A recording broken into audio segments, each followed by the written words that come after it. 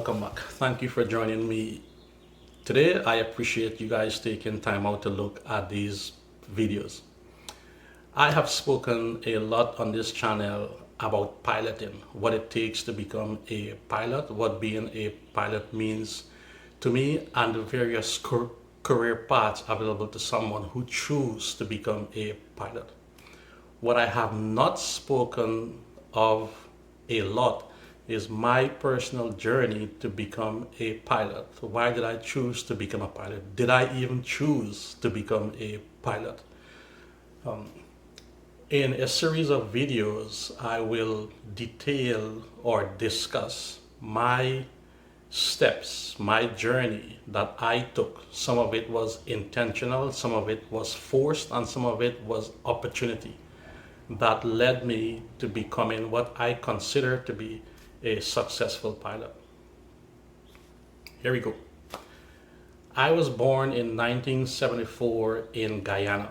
It's located on the South American continent. It's often considered part of the Caribbean because of its close location to the Caribbean Sea and many Caribbean islands. I saw the movie Top Gun at the age of 10 or 12. I don't recall exactly when I saw it. But I thought it was a really cool movie. It was really cool to see someone flying. But I hesitate to say that's the reason why I choose to become a pilot. That distinction belonged to watching a plane fly above me, leaving its contrails behind it, which at the time I had no idea that's what they were called. And I pointed up to that plane and said to myself, I would like to do that one day. From that point on, everything I did, everything I was told, everything I pursued was geared towards becoming a pilot. I told my best friend and his mom at the time of my desire to become a pilot, and they laughed. They thought it was the craziest thing ever. To understand why they reacted that way, you need to understand the circumstances into which I was born. In the 70s and 80s, Guyana was an autocratic or communist style leadership, which meant consumer products such as rice, flour, sugar, bread, and other basic items were not readily available to the general population.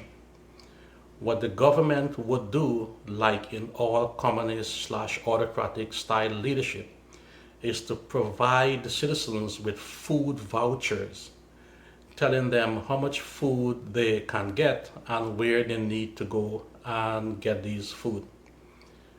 We would have to leave home at 5 or 4:30 in the morning to make sure we get a good position in the line. If we didn't do that, we may arrive too late and may not get the food we were allotted for that week. There were also cases where the shelves were empty. There were literally no food in the stores. As a result, at the time when I grew up, we spent a lot of time farming. We spent a lot of time raising our own chickens, and our diet, at least in my family, consists more of what we call ground provisions and vegetables. It's probably why I'm the way I am today, where I prefer to eat vegetables over anything else. Now, we also didn't have any running water. There was no flushing toilet. We didn't have a sink where we can turn the pipe on and water just flow out of it. What we had to do was use a 5-gallon bucket to fill up a 55-gallon drum. We would have to go to one of two springs. There was one that was really close to us, which took about 3 to 10 minutes. And there was another one that took about 20 minutes. I never liked going to the one that was 20 minutes. It was too far away.